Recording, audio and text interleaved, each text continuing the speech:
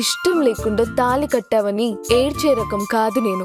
జుట్టు పట్టుకొని ప్రేమలోకి ఈడ్చే రకం. ముసలోడువై చచ్చేంత వరకు ప్రేమించు. ఇవే ఇవే జీవన తరంగాలు, ఇవే ఇవే జీవన తరంగాలు, జీవన తరంగాలు. ట్యాక్స్ ఎగరవేసేందుకు నష్టం వచ్చినట్టు చూపిస్తారు.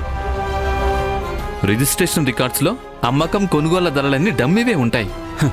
సో గవర్నమెంట్ ఆదాయానికి గండి పడుతుంది కదా. అది నిజమే. మరి దీనిపై రిలేటెడ్ డిపార్ట్మెంట్ వాళ్ళు ఎప్పుడు ఎంక్వైరీ చేయలేదా? మేడం, ఇది 33వ లేఅవుట్ మేడం. అయినా ఇప్పటి వరకు ఏ ఒక్క డిపార్ట్మెంట్ కూడా మినిమం ఫార్మాలిటీగా కూడా చిన్న ఎంక్వైరీ నోటీస్ కూడా పంపించలేదు. ఎందుకు పంపిస్తారు? పంపించరు.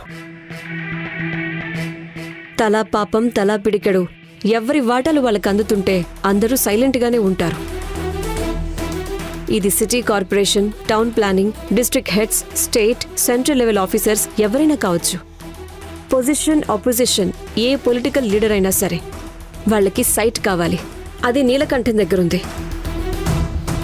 సైట్ వాల్యూ ₹1 కోటి ఉంటే 10 లక్షలే చూపించి గుట్టు చప్పుడు కాకుండా వాళ్ళ బినామీల పేరు మీద రిజిస్ట్రేషన్ చేయించి గిఫ్టులుగా సైట్ ఇస్తుంటే ఇంకా వాళ్ళెందుకు నోరు మెదుపుతారు? పైగా వాళ్ళు రిటర్న్ గిఫ్ట్ కింద వాళ్ళ పవర్స్ అన్ని యూజ్ చేసి నీలకంఠం చేసే ఇల్లీగల్ వర్క్స్ ను లీగల్ చేస్తుంటే ఆయన రియల్ ఎస్టేట్ బిజినెస్ 3 వెంచర్లు 60 ప్లాట్స్ అంటూ కలకల్లాడక ఇంకేమవుతుంది? డబ్బు మీద డబ్బు, కరప్షన్ మీద కరప్షన్. అవును మేడం.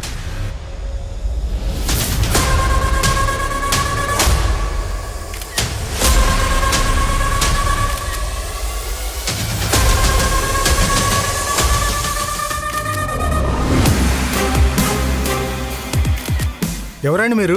ఏం కావాలి? ఎందుకు ఫొటోస్ తీస్తున్నారు? సైట్ తీసుకుందామని వచ్చాం. మా చెల్లెలు ఊరు నుంచి వచ్చింది. ఇంట్లో వాళ్ళకి చూపించడానికి ఫొటోస్ తీసుకుంటున్నాం. అవును, ఇక్కడ సైట్ వాల్యూ ఎలా ఉంటుంది? సెక్యూరిటీ గార్డ్ని అడిగితే ఆయనకి ఎట్లా తెలుస్తుంది? నన్ను అడగాలి. నేను ఇక్కడ సూపర్వైజర్ని. అయినా ఫొటోస్ ఎందుకు తీస్తున్నారు? ఇదేమన్నా మీ తాత జాగిరా? హేయ్, మంచిగా మాట్లాడు. అవు మా తాత జాగీరే.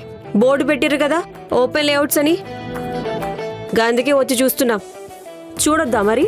పిలువు మీ ఓనర్ని. కస్టమర్లతో ఎట్లా మాట్లాడాలో కూడా తెలీదా నీకు? నీ వల్ల మీ సార్ దందా ఖరాబ్ అవుతుందని చెప్తా. రమ్మని మీ సార్ని. సారీ మేడం, మీరు ఎంతసేపు కావాలంటే అంతసేపు సైట్ చూసుకోరి. పొద్దంతా చూసుకునేందుకు అదేమన్నా తాజ్మహలా? చూసినాంలే, ఇక పోతున్నాం. పద.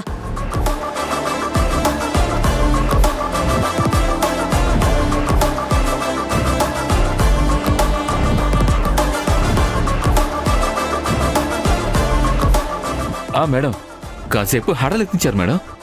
ఎక్కండి, వెళ్దామా మేడం? సార్, మన సైట్ దగ్గరికి స్కూటర్పై ఒక అబ్బాయి ఒక అమ్మాయి వచ్చారు సార్. ఫోటోలు తీశారు సార్. రిపోర్టర్సా? కాదు సార్, ఆ అమ్మాయి పక్కా పల్లెటూరు అమ్మాయి సార్. వాళ్ళ అన్న ఇక్కడే ఉంటున్నాడంట. ఆయనతో సైట్ చూడడానికి వచ్చిందని చెప్పింది సార్. మరి ఫోటోలు ఎందుకు తీశారని అడగలేదా? ఊరికి వెళ్ళాక వాళ్ళ ఇంట్లో వాళ్ళకి చూపించడానికని చెప్పారు సార్.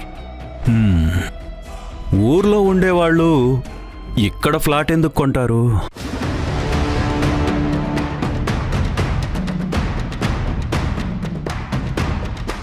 పక్కా పల్లెటూరు అమ్మాయేనా? కరీంనగర్ యాసలో మాట్లాడింది సార్. పక్కా పల్లెటూరు అమ్మాయే సార్. ఇప్పుడు నేనే స్లాంగ్లో మాట్లాడుతున్నాను? Local sir. కదా, మరి నేను లోకలా? ఎక్కడో కర్ణాటక బార్డరు. ఇలాంటి బిల్లి బిత్తిరి లాజిక్లు పట్టుకునే బదులు అక్కడికి వచ్చే వాళ్ళ డీటెయిల్స్ ఎంట్రీ చేసుకోవడానికి ఒక నోట్బుక్ పెన్ను పెట్టుకోవచ్చు కదా. ఇంతకే వాళ్ళు ఏ వెహికల్ మీద వచ్చారన్నావు? స్కూటీ పైన సార్. ఏ colour scooty? White colour sir. White. వాళ్ళకి ఎంత ఏజ్ ఉండొచ్చు? అమ్మాయికి 30, అబ్బాయికి 35 దాకా ఉండొచ్చు సార్. ఆహా, ఎవరై ఉంటారు జోజో? నాకు తట్టడం లేదయ్యా. నీకెప్పుడు తట్టిందిలే. ఇదిగో, ఆ సూపర్వైజర్కి ఒక పెన్ను పుస్తకం ఇచ్చి పంపించు. నువ్వేం సూపర్వైజర్ అయ్యా, బయలుదేరు. సరే సార్.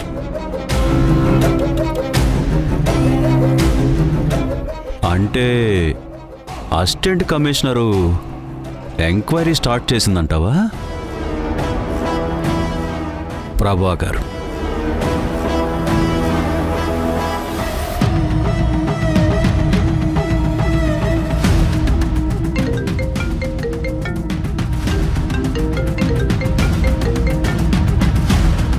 హలో, నమస్తే సార్.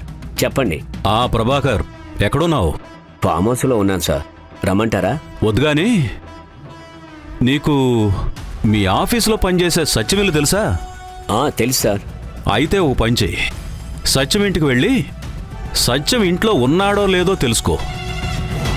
లేకపోతే ఎక్కడికి వెళ్ళింది, ఏం పని మీద వెళ్ళింది, ఎప్పుడు వెళ్ళింది, అన్ని వివరాలు డౌట్ రాకుండా కనుక్కుని నాకు చెప్పు. సార్, నేను ఎప్పుడు వాళ్ళ ఇంటికి వెళ్ళలేదు సార్. మందు పార్టీ ఉంటే వెళ్తావు, లేకపోతే మొహం కూడా చూడవు. సార్, సత్యంను అప్పుడప్పుడు డ్రాప్ చేసేవాడిని. కాకపోతే వాళ్ళ ఇంట్లోకి ఎప్పుడూ వెళ్ళలేదు. సడన్గా ఇప్పుడు వెళ్తే డౌట్ వస్తుందేమో అని. అయితే ఓ పని చెయ్యి, మీ ఆవిడ్ని కూడా వెంట పెట్టుకుని వెళ్ళవయ్యా. సత్యం భార్య కడుపుతో ఉంది కదా, మీ తోటలో కొన్ని పళ్ళు తీసుకుని అలా వెళ్ళి ఇచ్చి పలకరించి మనకు కావాల్సిన విషయం కనుక్కునిరా. ఒకవేళ సత్యం పసిగడితే తెలిసిపోతుంది కదా సార్. తెలిస్తే తెలిసిందయ్యా, పసిగట్టకపోయినా నిన్నేం పసిపిల్లోడు అనుకోరు. నీకిచ్చిన సత్యహరిచంద్రుడి బిరుదు ఎవ్వరూ తీసుకోరు గాని నీ గురించి అందరికీ తెలుసు. ఒకవేళ నీ మీద డౌట్ వచ్చినా వాళ్ళ ప్లాన్ మనకు తెలిసిపోతుందని వాళ్ళకి తెలుస్తుంది. తెలిసినా పర్లేదు, కానీ నాకో విషయం తెలియాలి. అసలు సత్యం ఈ మధ్యాహ్నం ఎక్కడికి వెళ్ళాడు, ఏం చేశాడన్నది ప్రాపర్గా కనుక్కునిరా. సరే సార్, అలాగే చేస్తాను.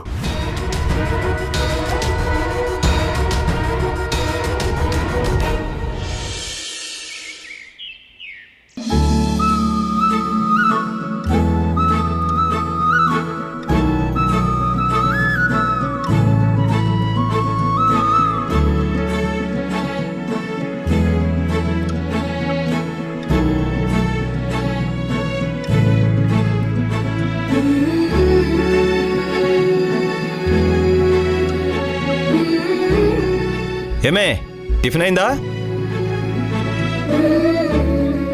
నిన్న ఇప్పేసిన ఫ్యాంట్ ఎక్కడ పెట్టావు? అక్కడే ఉంది చూడండి.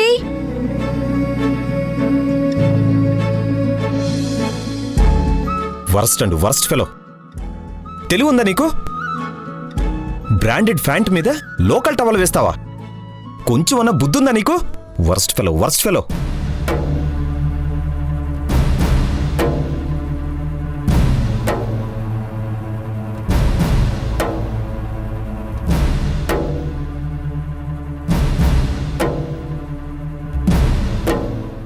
జాబ్ వచ్చిన కొత్తలో వర్స్ట్ కండిషన్లో పెళ్లి చేసుకున్నా. వర్స్ట్ ఫెలోని. పల్లెటూరు అమ్మాయి, చెప్పిన మాట వింటే చాలు అనుకున్నా. టైంకి అన్ని రకాల సేవలు అందిస్తుందిలే. ఆఫీస్కి టైంకి వెళ్దామంటే ఫ్యాంటు కలర్కు తగ్గ కాంబినేషన్ షర్ట్ ఇవ్వడం తెలీదు. Worst fellow. దద్దిని తీసుకొచ్చి ఎగ్జిక్యూటివ్ లెవెల్ ఆఫీసర్కి వైఫ్ని చేస్తే ఇలాగే ఉంటుంది మరి. ఏది పర్ఫెక్ట్గా చేయడం రాదు. Worst fellow.